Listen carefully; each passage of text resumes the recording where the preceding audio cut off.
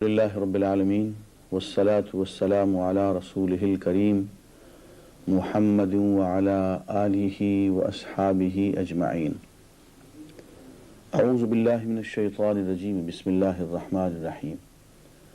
وكذلك جعلناكم أمة وسطا لتكونوا شهداء على الناس ويكون الرسول عليكم شهيدا. صدق اللہ العظیم.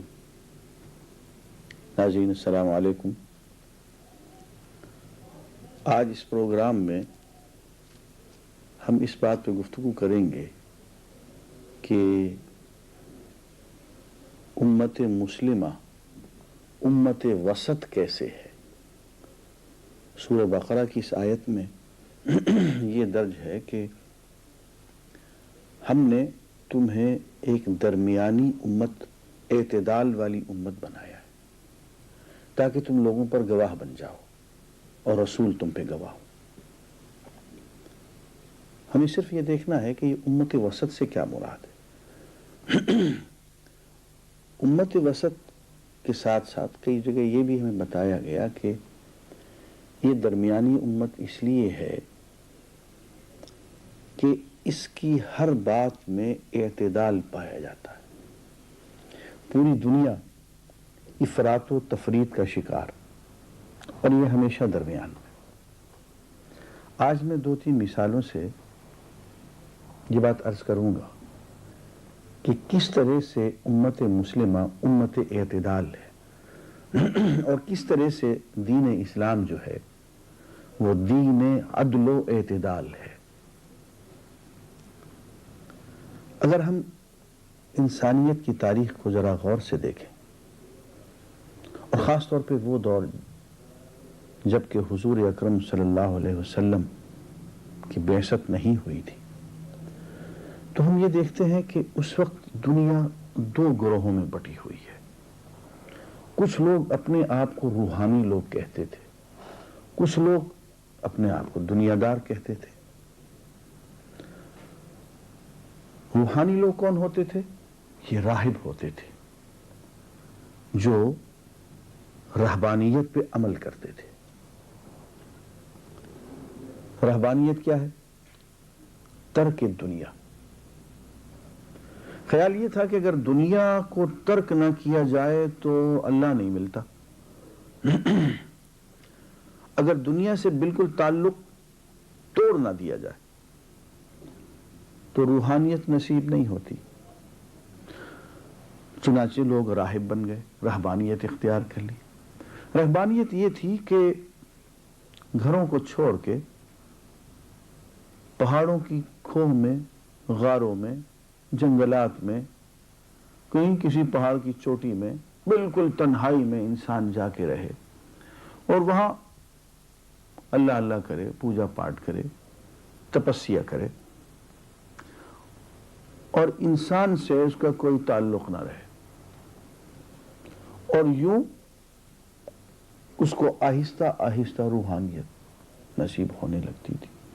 اور پھر اس میں اہم بات یہ کہ چونکہ دنیا چھوڑ دی تو اب لباس کا معاملہ بھی مشکل، ننگ دھڑنگ رہنا پڑے گا اور سالوں نہانے کا سوال ہی پیدا نہیں، گندے. اور تعلق کسی انسان سے نہیں، شادی کا تو کوئی تصور ہی نہیں. اور عورت کو تو شیطان کا ایجنٹ تصور کیا گیا. یہ رہبانیت تھی. اس کے برعکس وہ لوگ جو کہتے تھے کہ ہمیں اس رہبانیت کی ضرورت نہیں ہے اور اس روحانیت کی ضرورت نہیں ہے، وہ دنیا کے معاملات میں کھل کھیلتے تھے. دنیا کے معاملات میں کسی قسم کا اخلاق، کسی قسم کی قید، کسی قسم کی پابندی وہ برداشت کرنے کو تیار نہیں تھے. دنیا میں ان کی زندگی بالکل ایک حیوان کی سی تھی کہ جس کو چاہو جتنا لوٹ لو، جس کو چاہو جتنا دھوکہ دے لو، جس کی لاٹھی اس کی بھینس. تو یہ 2 طبقے، ایک راہب طبقہ، روحانی طبقہ اور ایک دنیا دار طبقہ. آپ دیکھ لیجئے کہ دونوں میں ایکسٹریم ہے، انتہا پسندی ہے. اس نے دنیا بالکل چھوڑ دی، راہب نے ماں باپ کو چھوڑ دیا، اولاد کو چھوڑ دیا، بیوی بچوں کا کوئی تصور نہیں. اور یہ شخص دنیا میں یوں غرق ہوا کہ بالکل تباہ و برباد ہو گیا، اس میں انسان میں اور حیوان میں کوئی فرق نہیں رہا۔ اب دیکھیے اسلام نے کیا تصور دیا۔ حضور اکرم صلی اللہ علیہ وسلم نے لا رہبانیت فی الاسلام، اسلام میں رہبانیت نہیں ہے۔ تمہیں ترک دنیا چاہیے تھوڑی دیر کے لیے، تنہائی میں اللہ سے بات نہیں کرنا چاہتے ہو تو ٹھیک ہے، 10 دن کے لیے اعتکاف کر لیا کرو بس۔ چلو اور زیادہ کرنا چاہتے ہو زندگی میں ایک مرتبہ حج کر لو، عمرہ کر لو، اس سے زیادہ ترک دنیا نہیں ہوگا۔ تمہیں روحانیت کہاں ملے گی؟ اللہ کی محبت کی تصدیق کہاں ہوگی؟ اس دنیا کے کاروبار کے اندر۔ فرمایا کہ یہ نفس امارہ ہے، تمہارے حیوانی تقاضے ہیں، اچھا یہ نفس لوامہ ہے، یہ تمہارے روحانی تقاضے ہیں۔ ان دونوں کو ایسے اعتدال کے ساتھ جوڑو کہ نفس امارہ جو ہے وہ نفس لوامہ ضمیر کے تابع ہو جائے، ان میں دونوں میں صلح ہو جائے، ایک اطمینان کی کیفیت بن جائے اور نفس مطمئنہ وجود میں آ جائے۔ یہ ہے روحانیت کی معراج اسلام کے اندر۔ اس کے لیے غار کی کھوہ میں جانے کی ضرورت نہیں ہے، پہاڑوں کی کھوہ میں جانے کی ضرورت نہیں ہے، غاروں کی گہرائی میں جانے کی اور جنگلات جانے کی ضرورت نہیں ہے۔ یہ گھر پہ ہوگا، یہ دکان پہ ہوگا، یہ دفتر میں ہوگا، یہ سیکریٹریٹ میں اور عدالت میں بیٹھ کے ہوگا۔ روحانیت حاصل کرنا چاہتے ہو، اسلام نے جو تصور دیا ہے روحانیت کا وہ اس قدر عظیم ہے، اور ان دونوں ایک رہبانیت کی اور ایک دنیا داری کی کیفیت کے عین درمیان میں ایسی خوبصورت چیز ہے کہ انسان دیکھنے میں دنیا دار لگتا ہے لیکن دراصل وہ ایک روحانی انسان ہوتا ہے۔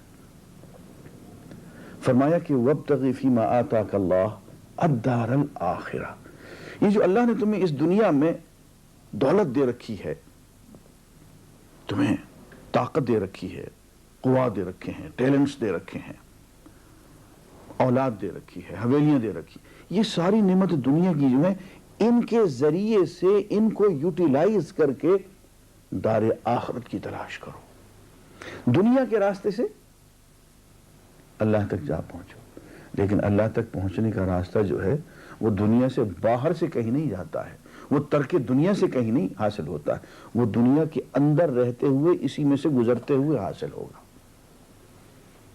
اللہ سے محبت کیسے حاصل ہوگی؟ رسول اللہ سے محبت کرنا ہوگی۔ قُلْ إِن كُنتُمْ تُحِبُّونَ اللَّهَ فَاتَّبِعُونِي، پوری کی پوری زندگی اس ڈھب سے اس رنگ سے گزارنی پڑے گی جو حضور اکرم صلی اللہ علیہ وسلم کی زندگی ہے۔ اللہ سے محبت کرنی پڑے گی، اس کا لازمی نتیجہ انسان سے محبت ہے، مخلوقات سے محبت ہے۔ مخلوق سے محبت نہیں ہوگی تو اللہ کی محبت کی تصدیق نہیں ہوگی۔ بھئی کیسے ہو سکتا ہے کہ آپ مجھ سے محبت کریں اور میرے دوست سے نفرت کریں، مجھ سے محبت کریں اور میری بنائی ہوئی چیزوں کی آپ توڑ پھوڑ کریں؟ کیسے ہو سکتا ہے؟ اللہ کی محبت کی تصدیق تو اس وقت ہوتی ہے جبکہ اللہ کی بنائی ہوئی چیزوں سے بھی آپ پیار کریں۔ اب اللہ کو جو محبوب ترین ہستی ہے وہ رسول اللہ کی ہے، سب سے زیادہ تو پہلے وہاں پیار کریں، اس کے بعد رسول اللہ صلی اللہ علیہ وسلم کے بعد پھر سب سے زیادہ پیار جو ہے رسول اللہ صلی اللہ علیہ وسلم کے متبعین سے، اہل اللہ سے، اولیاء اللہ سے، مشائخ سے ہے۔ وہ جو اس نے کہا نا کہ مرشد دیدار ہے باہو لکھ کروڑا حجا ہو، ایسے نہیں کہہ دیا ہے۔ اپنے شیخ سے پیار جو ہے وہ روحانیت کی بنیاد ہے، اس کا دل جیتنا جو ہے اس میں روحانیت کی معراج ہے۔ اور چھوڑیے والدین سے محبت، کبھی والدین کو پیار کی نظر سے دیکھ کے دیکھیں۔ حدیث میں آتا ہے جس نے والد کو، والدہ کو پیار کی نظر سے دیکھا اس کو حج اور عمرے کا ثواب مل جاتا ہے۔ اللہ اکبر، معمولی بات ہے یہ۔ اپنے کسی روٹھے ہوئے دوست کا کبھی دل جیت کے دیکھیں، وہ شخص جو آپ کی شکل نہیں دیکھنا چاہتا، آپ اس کے سامنے سے گزرتے ہیں وہ منہ پھیر لیتا ہے، کبھی اس کے سامنے جا کے اس کے کندھے پہ ہاتھ رکھ کے کہیں کہ یار معاف کر دو۔ دیکھیں کہاں روحانیت پہنچتی ہے آپ کی۔ رشتہ دار ہے آپ کا، وہ آپ سے روٹھا ہوا ہے، قطع رحمی ہو چکی ہے، آپ کی بات سننے کو تیار نہیں ہے، وہ آپ سے زیادتی کر رہا ہے، آپ اس کو پیار دے کے دیکھیں، پتہ چلے گا روحانیت کہاں جاتی ہے آپ کی، کہاں پہنچتی ہے۔ آپ کا پڑوسی ہے، اس کی کبھی خبرگیری کر کے دیکھیں، آپ وہ بیمار ہے کبھی اس کے پاس 10 منٹ بیٹھ کے تو دیکھیں۔ بوڑھا ایک بزرگ آپ کے گھر کے قریب رہتا ہے، اس کی کوئی خدمت کرنے والا نہیں ہے، کبھی جا کے اس کے پاؤں دبا کے تو دیکھیں. آپ مہینوں بھر بیٹھ کے خلوت میں اللہ اللہ کرتے رہیں، اس 2 منٹ اس کے پاؤں دبائیں گے، آپ کو روحانیت کے درجے زیادہ نصیب ہو جائیں گے. کر کے دیکھیں یہ. اس لیے فرمایا کہ روحانیت جو ہے وہ in the thickness of life ہے، the thickness of battle of life ہے. اسی دکان پہ بیٹھے ہوئے، دل یار ول ہتھ کار ول، کام کرتے رہو، سودا تولتے رہو، لیکن دل اس کے ساتھ اٹکا رہے. جو بھی کرو اللہ کی خاطر کرو، یہی ساری کی ساری روحانیت بن جائے گی. جو بھی عمل کرو اس نیت سے کرو کہ مجھے اپنے آقا کو، اپنے محبوب کو راضی کرنا ہے. اب کوئی چیز دنیا کا کام نہیں رہے گا، سب کے سب کام دین بن جائیں گے، سب کے سب کام روحانیت بن جائیں گے.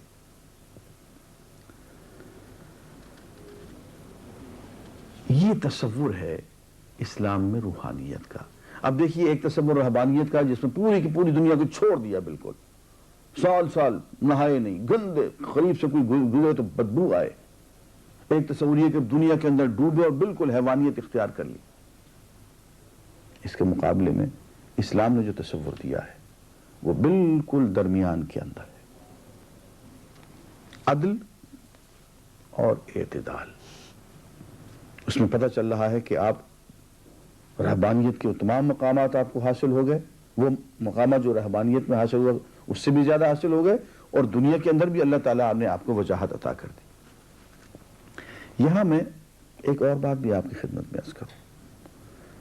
انسانی نظام میں افراط و تفریط کی تو بے شمار مثالیں ہیں، لیکن اس وقت ہم جس بہت بڑی افراط و تفریط سے گزر رہے ہیں، میں کچھ وہ مثالیں دینا چاہتا ہوں. انسانیت نے سرمایہ دارانہ نظام کو دیکھا. سرمایہ دارانہ نظام، کیپٹلسٹک سسٹم، اس کی 2 بنیادیں ہیں. ایک حق ملکیت بے قید لامحدود، جو شخص جتنا چاہے اتنی پراپرٹی کا وہ مالک بن جائے، کوئی اس پہ اعتراض نہیں ہوگا. کوئی اس سے نہیں پوچھے گا کہاں سے لے کے آئے ہو، کیوں ہے، یہ کیا ہے، یہ جاگیر کہاں سے آئی، یہ کارخانے اتنے کہاں سے آئے. اور اتنی جاگیر اور اتنی دولت ایک شخص سے پاس ہو تو اس کے کیا نتائج نکل سکتے ہیں، وہ کتنا خطرناک ثابت ہو سکتا ہے سوسائٹی کے لیے، کوئی سوچنے کو تیار نہیں ہوتا. ہر شخص کو حق ہے کہ وہ جتنی چاہے ملکیت حاصل کر لے. Right of owning property unlimited, بے قید حق ملکیت، یہ پہلی بنیاد. دوسری چیز ہے آزاد معیشت، لیسی فیئر اکانومی. آپ جس طرح سے چاہیں کما لیں اور جس طرح سے چاہیں آپ صرف کر لیں. نہ تو اس بات پہ پابندی ہے آپ پہ کہ آپ کیسے کماتے ہیں، نہ اس بات پہ پابندی ہے کہ آپ کیسے خرچ کرتے ہیں. بھئی آپ کا پیسہ آپ جیسے چاہیں خرچ کریں، اور جس کے ساتھ آپ جو چاہیں سودا کریں کہ میں اتنے میں کام کروں گا، اتنے میں کام لوں گا، یہ کروں. آزاد معیشت ہے. یہ 2 بنیادیں بظاہر دیکھنے میں بڑی خوبصورت ہیں، لیکن ان 2 باتوں نے سرمایہ دارانہ نظام کو شیطانی نظام بنا دیا، اور دنیا میں بدترین قسم کا استحصال، ایکسپلائٹیشن ہمارے سامنے آیا. وہ کیسے ہوا؟ یہ بات ہمارے اکثر لوگ کہہ تو دیتے ہیں کہ استحصال، وہ پتہ نہیں ہوتا کہ استحصال ہوتا کیسے. استحصال کیسے ہوتا ہے؟ اصل میں دنیا کے اندر آزاد معیشت کے نام سے ایک سرمایہ دار کا ایک غریب کے ساتھ اکھاڑا کرا دیا جاتا. جوڑ نہیں ہے بیچارے. ایک طرف سرمایہ دار ہے، وہ اگر سال ہر سال اپنی مل نہ کھولے، بند رکھے، اس کو کوئی پرواہ نہیں ہوتی. وہ کام نہ کرے، وہ یہاں جا کے یورپ میں بیٹھ جائے، سال بیٹھا رہے، اس کو کوئی پرواہ نہیں. کام کرے، کسی اور کے حوالے کر دے، بند کر دے، اس کے پاس اتنی دولت جمع ہے کہ اس کو کام کرنے کی ضرورت ہی نہیں ہے، اس کی ساری ضرورتیں پوری ہوتی رہیں گی. دوسری طرف بیچارہ غریب ہے، مزدور ہے، کسان ہے، وہ آج اگر وہ کام نہیں کرتا ہے تو شام کو اس کے بچے بھوک سے سوتے ہیں، وہ خود بھوک سے مرتا ہے. اس کے پاس کپڑے نہیں ہیں، لباس نہیں ہے، رہائش نہیں ہے، وہ تو روزانہ کام کرنے پہ مجبور ہے. اب سرمایہ دار جو ہے اس کے ساتھ سودا کرتا ہے، ہاں بھائی میری مل میں کام کرو، اتنے میں کام کرو. اب فرض کیجئے کہ اس کا حق 100 روپے بنتا ہے اور وہ 100 روپے نہیں دینا چاہتا، اپنے اور سرمایہ دار ساتھیوں کے ساتھ وہ ملی بھگت کر لیتا ہے اور 100 کی بجائے وہ کہتا ہے میں تو 50 دوں گا، 40 دوں گا. تو بیچارے مزدور کے پاس اور کیا راستہ ہے کہ وہ آدھی مزدوری پہ کام کرے؟ اگر وہ کام نہیں کرتا تو شام کو بھوکوں مرتا ہے وہ. یہی ہوتا ہے کہ مہنگائی سے، غریب کی، مزدور کی غربت سے ناجائز فائدہ اٹھا کے یہ سرمایہ دار، یہ کارخانہ دار، یہ جاگیردار جتنی مزدوری چاہتا ہے اتنی مزدوری پہ مزدور سے کام کرواتا ہے. اب تھوڑا نقصان نہیں کرتا اس کا بے تحا 100 روپے اس کا حق بنتا ہے تو 20 تک پہ اس سے کام لے لیتا ہے، 20 پہ کام کرے. اور جاگیردار تو کسانوں سے یوں کام کر لیتے ہیں، شام کو کھانا کھا لینا بس ٹھیک ہے، بچوں کے لیے کھانا لے جانا، کھانا بس، روٹی پانی پہ، روٹی کپڑے پہ کام ہو رہا ہے. اور بعض لوگ اور بعض کسان، بعض ہاری، وہ پشت ہاں پشت جاگیردار کے ہاں کام کرتے ہیں، صرف روٹی کپڑے پہ. اب یہ دیکھیے کہ ایک شخص جس کا حق 100 روپے ہے روز کا کام کرنے کا، آپ اس کو صرف 10 روپے دیتے ہیں یا 20 روپے دیتے ہیں، تو آپ نے ایک مزدور سے 80 روپے یومیہ بچا لیے. اور اگر آپ کے یہاں 10,000 مزدور کام کرتے ہیں تو 10,000 کو ذرا 80 سے ضرب دیجئے اور پھر دیکھیے کہ آپ نے کتنا پیسہ ناجائز طور پہ اکٹھا کیا. نتیجہ یہ ہوتا ہے کہ چند ہی مہینوں میں ایک اور کارخانہ آپ کھڑا کر لیتے ہیں. اور کوئی لوگ کہتے ہیں کہ جی انڈسٹریل جینیس ہیں آپ، تو ایک کارخانہ پچھلے سال قائم کیا تھا، ابھی اسی سے اتنی آمدنی ہوئی کہ ایک کارخانہ اور کھڑا کر لیا آپ نے. یہ انڈسٹریل جینیس ہونا نہیں ہے، یہ شیطان ہونا ہے کہ آپ نے مزدور کو اس کا حق ہی نہیں دیا ہے. اس کا حق 100 روپے بنتا تھا، آپ نے اس کو 10 روپے پہ 20 روپے پہ ٹرکا دیا ہے، اور وہ بیچارہ غریب، بھوکوں، تنگ، وہ آپ کے ہاں کام کرنے پہ مجبور ہے. دوسرے کسی کارخانے میں جاتا ہے، دوسری کسی جاگیر میں جاتا ہے تو اس سے بھی آپ نے ملی بھگت کی ہوئی ہے، وہ بھی 20 روپے سے زیادہ اس کو نہیں دیتا. ایک لمبا چکر ہے، میں بہت اختصار سے بیان کر رہا ہوں. نتیجہ یہ ہوتا ہے کہ غریب غریب تر ہو جاتا ہے، اور یہ کارخانہ دار جو ہے، یہ دولت جو ہے تمام عوام کی سمیٹتا چلا جاتا ہے. اس کے 2 بھیانک نتائج نکلتے ہیں. ایک تو عوام الناس کی کمر ٹوٹ جاتی ہے اور اس کی دولت جو ہے وہ بڑے سرمایہ دار کے ہاتھ میں آ جاتی ہے. دوسرا اس کا ایک فنی طور پر بھیانک نتیجہ یہ نکلتا ہے کہ درمیانہ طبقہ، مڈل کلاس، وہ ختم ہو جاتی ہے. چھوٹا صنعت کار، چھوٹا زمیندار، وہ ختم ہو جاتی ہے، اور 12 کروڑ عوام کی جائیداد 22 خاندانوں میں سمٹ کے آ جاتی ہے. اور یہ جب جیسے چاہتے ہیں ویسی ملک کو چلاتے ہیں، اس کا سلسلہ. یہ ایک سرمایہ دارانہ نظام ہے جس کی لعنت یورپ میں، امریکہ میں اور ان ملکوں میں ہے جہاں پہ یہ سرمایہ دارانہ نظام پوری طور پہ نافذ. اب کیا ہوا؟ لوگوں میں ایک رد عمل پیدا ہوا اشتراکیت کی شکل میں. بڑے بڑے مفکرین آئے، انہوں نے کہا صاحب کہ یہ تو بڑے ظلم کی بات ہے، اور اس نیا نظام لے کے آیا، ایک بغاوت کر دی گئی سرمایہ دارانہ نظام کے خلاف. لیکن انسان جب سوچتا ہے تو غصے کے عالم میں سوچتا ہے، بطور ری ایکشن کے، رد عمل کے وہ ایک نیا نظام پیش کرتا. غصہ تھا حق ملکیت کے خلاف. یہ نہ سوچا کہ اصل میں حق ملکیت اگر محدود ہوتا تو شاید یہ نقصان نہ ہوتا. یہ نہ سوچا کہ یہ جو آزاد معیشت، لیسے فیئر اکانومی ہے، اس پر اگر تھوڑی سی پابندیاں ہوتی تو شاید یہ نتائج نہ نکلتے. اٹھا کے حق ملکیت کو ہی سرے سے ختم کر دیا، آزاد معیشت کو ہی سرے سے ختم کر دیا، اور انسان انسانیت کے درجے سے گر کے حیوانیت کے درجے پہ آ گیا. اور یہاں پھر جو نقصان ہوا وہ یہ کہ جو دولت اب 22 خاندانوں میں سمٹ کے آ گئی تھی، اب وہ ایک پارٹی کے پنجے میں آ گئی. یار مجھے یہ بتاؤ، پہلے تو ان کے پاس صرف دولت تھی اور انہوں نے اتنے ظلم کیے تھے، ایکسپلائٹیشن کی تھی. اب تو ان کے پاس دولت بھی آ گئی، ان کے پاس طاقت بھی آ گئی، پولیس بھی آ گئی، فوج بھی آ گئی، عدالت اور قانون بھی سب کچھ آ گئی. یہ کیا فرشتے بن گئے کہ اب یہ کوئی خرابی نہیں کریں گے؟ دولت 22 خاندانوں کی بجائے ایک پارٹی میں آ گئی، ساری قوتیں مرتکز اس کے اندر ہو گئیں. تو یہ بدترین قسم کا آمرانہ نظام بن گیا، جو کہ آزادی کے نام سے اور قومیانہ نیشنلائزیشن کے نام سے اٹھایا گیا. اور اس میں پھر ایک خرابی پیدا ہوئی، وہی خرابی جو کہ سرمایہ دارہ نظام میں پیدا ہوئی تھی، کہ جو چھوٹا صنعت کار ہے، جو درمیانہ طبقہ ہے، جو مڈل کلاس ہے، جو چھوٹا ذمہ دار ہے، 2-2 3-3 ایکڑ رکھنے والا، وہ پس کے رہ گیا تھا، اور دولت نکل کے ساری کی ساری ہائی اپس میں، بڑے بڑے سرمایہ داروں میں، بڑے بڑے جاگیرداروں میں پہنچ گئی. یہاں پھر مصیبت ہوئی.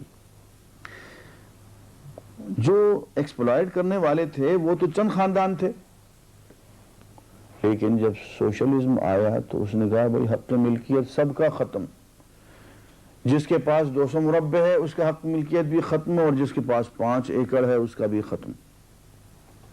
اب زمین جس کے پاس 5 ایکڑ ہے اور جس نے اپنے گھر کے باہر ایک پھلواری لگا رکھی، اس نے کہا یار میں کس کا استحصال کرتا تھا کہ میری زمین تم چھیننے آئے ہو.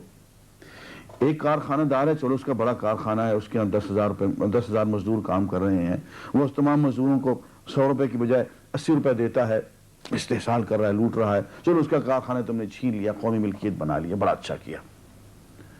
لیکن یار یہ تو غریب آدمی ہے، اس نے اپنے گھر کے اندر ہی ایک کھڈی لگا رکھی ہے. تم نے کہا نہیں یہ کھڈی جو ہم لیں گے، یہ بھی. اس نے کہا یار میں نے کس کا حق مارا ہے؟ میں تو میرے گھر میں میری کھڈی ہے، میری بیوی کام کرتی ہے، میرا بیٹا کام کرتا ہے، میں کام کرتا ہوں، یہ تو نہ چھینو. آپ نے کہا نہیں ہم یہ بھی چھینیں گے.